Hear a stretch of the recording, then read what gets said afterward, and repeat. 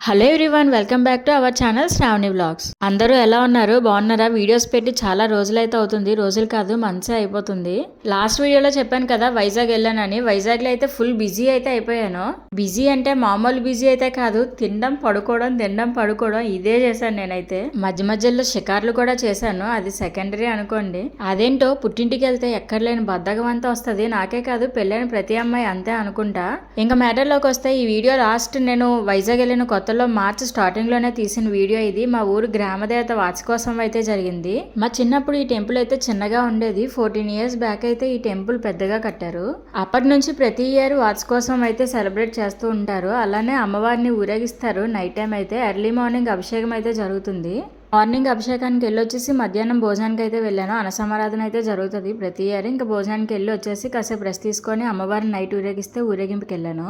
మా పాపకు ఆ రోజు ఫీవర్, కానీ చూడండి వాళ్ళతో పాటు ఎలా కోలాటం వేస్తుందో.